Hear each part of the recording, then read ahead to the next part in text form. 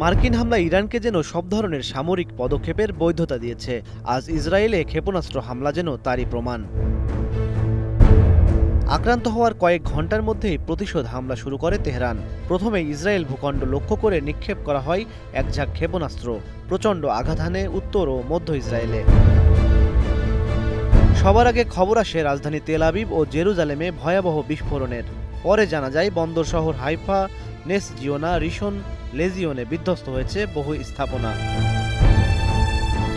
হামলার বিষয়টি স্বীকার করেছে ইসরায়েলও, তবে ক্ষয়ক্ষতির হিসাব দেওয়া হয়নি। ইসরায়েলের রাষ্ট্রীয় টেলিভিশনে বলা হয় অন্তত 10টি ক্ষেপণাস্ত্র আঘাত এনেছে বিভিন্ন শহরে। তবে ইরান বলছে নতুন এই হামলায় 30টি ক্ষেপণাস্ত্র নিক্ষেপ করা হয়েছে। যে কোনো সময় হামলা হতে পারে ইয়েমেনের হুতি বিদ্রোহীদের পক্ষ থেকেও। ইরানপন্থী এই বিদ্রোহী গোষ্ঠীটির এক নেতা জানিয়েছে লোহিত সাগরে মার্কিন জাহাজের ওপর হুতিদের হামলা এখন সময়ের ব্যাপার মাত্র। হুতিদের পক্ষ থেকে আগে থেকেই ওয়াশিংটনকে ইরান ইসরায়েল যুদ্ধে জড়িত না হতে সতর্ক করা হয়েছিল। থেমে নেই ইসরায়েল বাহিনীও। সকালে নতুন করে হামলা হয়েছে ইরানে। এই আক্রমণের লক্ষ্য ছিল দেশটির পশ্চিমাঞ্চল। বরাবরের মতো এবারও দাবি করা হয় সামরিক স্থাপনা লক্ষ্য করেই এই হামলা হয়েছে।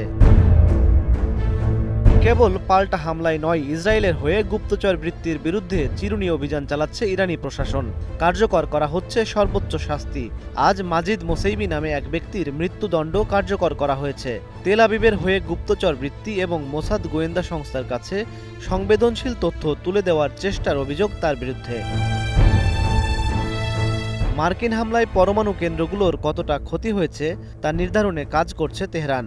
ফোর্দোসহ ইরানের 3টি পারমাণবিক স্থাপনার কোনোটির বাইরে তেজস্ক্রিয়তার মাত্রা বৃদ্ধির খবর পাওয়া যায়নি। এ তথ্য জানিয়েছে আন্তর্জাতিক আণবিক শক্তি সংস্থা IAEA। এদিকে ইরানে মার্কিন আক্রমণ পরিস্থিতিকে আরও জটিল করে তুলেছে। পুরো ঘটনা প্রবাহের দিকে সতর্ক দৃষ্টি রাখার কথা জানিয়েছে পশ্চিমা সামরিক জোট নেটো। আর যুক্তরাজ্য বলছে ইরানে মার্কিন হামলায় তারা জড়িত ছিল না, কিন্তু বিষয়টি আগে থেকেই লন্ডনকে জানানো হয়েছিল। ইমন মাহমুদ, স্টার নিউজ।